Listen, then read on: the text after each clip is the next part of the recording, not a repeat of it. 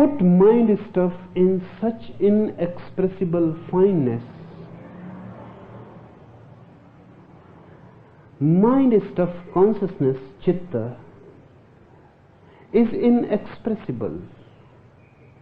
But if a single thought is moving, it is expressible.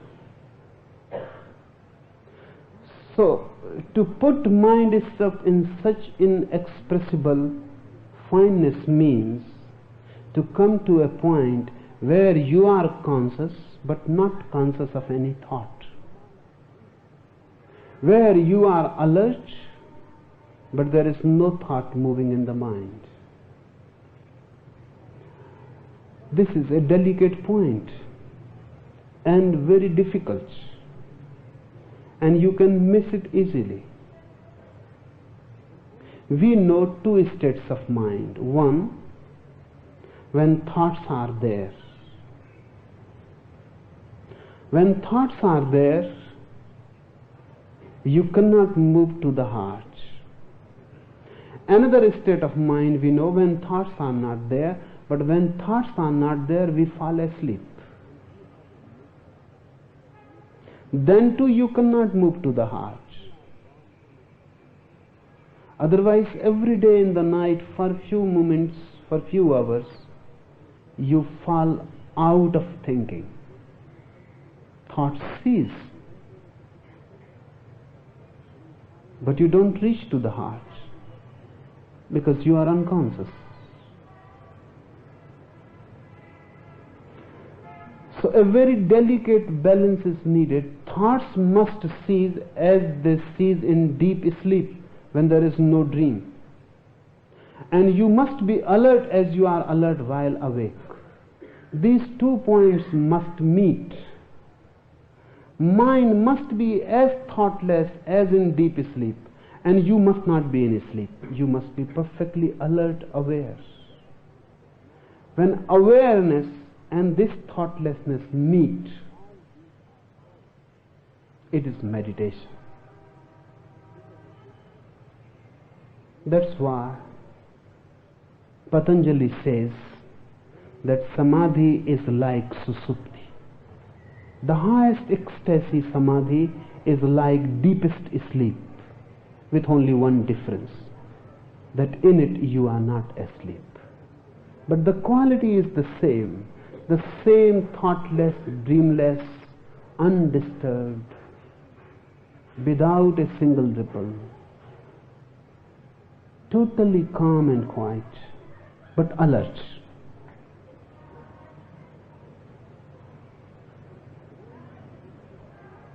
When you are aware and there is no thought, you will feel a sudden transformation into your consciousness. The center changes. You are thrown back. You are thrown to the heart. And from the heart, when you look at the world, there is no world. There is only God. And from the head, when you look towards existence, there is no God. There is only material existence. Matter, material existence, the world, and the God are not two things, two outlooks, two perspectives. The same phenomenon looked at from two different centers of being. Put mind stuff in such inexpressible fineness, above, below, and in your heart. Be totally in it, merged, immersed. Simple consciousness, above, below, in the heart. The whole heart surrounded by simple consciousness, not thinking anything in particular, just being aware, with no verb, with no word, with no verbalization, not thinking at all, just being.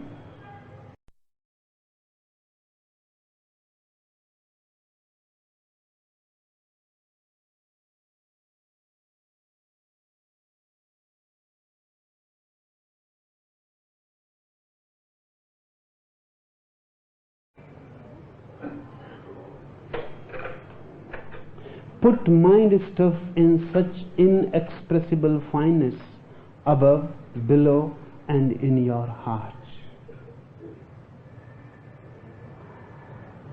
The heart is your total being. And when you are total, you can know the total. Remember this. Only the similar can know the similar. When you are fragmentary, you cannot know the total. As within, as without. When you are total within, the total reality without is revealed to you. You have become capable to know it. You have earned the right to know it. When you are fragmented within, the reality is fragmented without. So whatsoever you are within will be the without for you. Deep in the heart of the whole world is different. The gestalt is different. I am looking at you. If I am looking at you through the head, through intellect, through one of my parts of knowing, then few friends are here, individuals, egos, separate. But if I am looking at you through the heart, then individuals are not here. Then just an oceanic consciousness is here. And individuals are just waves. If I look at you through the heart, then you and your neighbor are not two. Then the reality is between you and your neighbor. You are just two poles. And the real is just in between. Then here there is an ocean of consciousness in which you exist as waves. But waves are not separate. They are linked together. And you are every moment melting into the other, whether you know it or not. The breath that was within you just a moment before has left you. Now it is moving into your neighbor. Just a moment before it was your life. And you would have died without it. And now it is moving into your neighbor. It is his life now. Your body is continuously radiating vibrations. You are a radiator. And your life energy is constantly moving into the neighbor. And his life energy is moving into you. If I look you at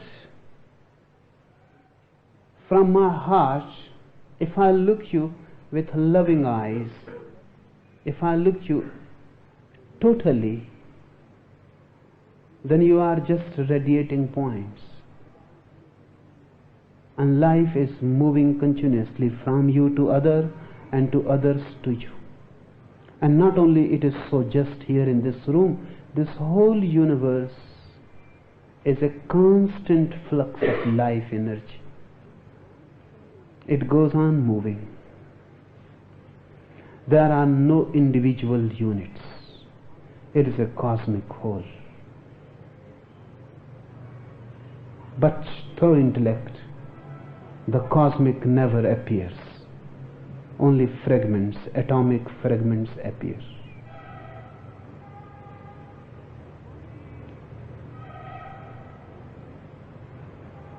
And this is not a question which can be comprehended through intellect.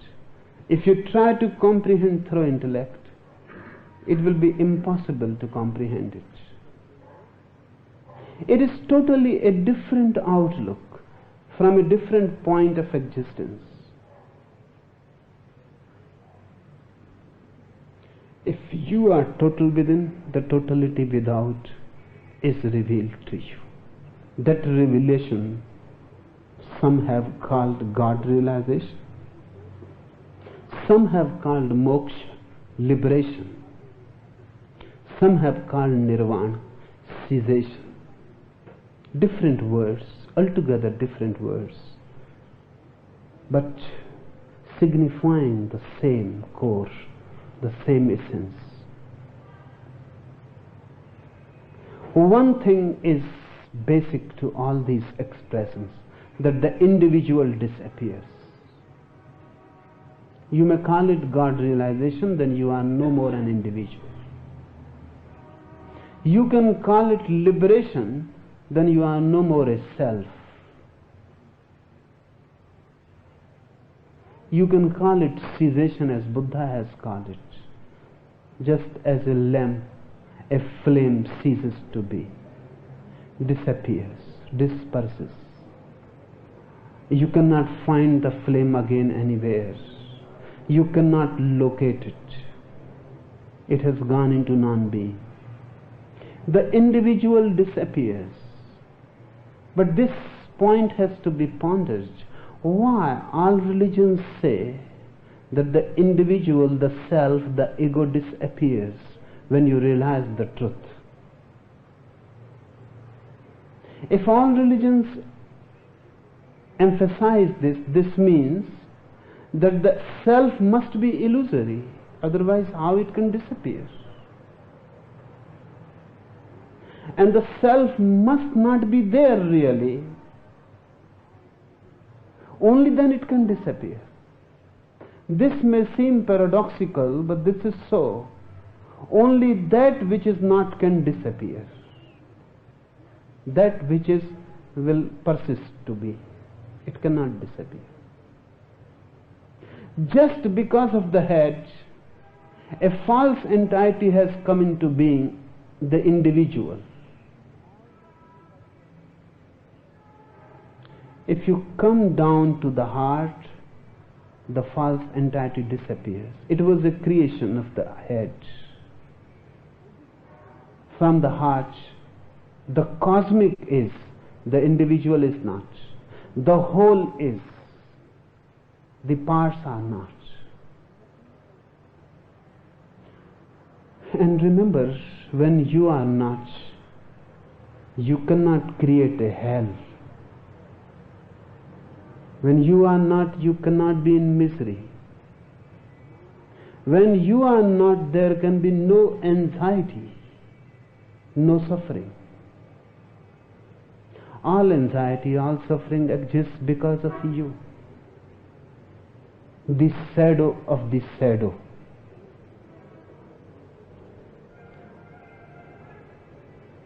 The self is unreal, the ego is unreal. And because of that unreal self, many unreal shadows are created. But this technique is beautiful. It doesn't talk anything about your ego. Doesn't say anything. It simply gives you a technique. And if you follow the technique, the ego would have disappeared.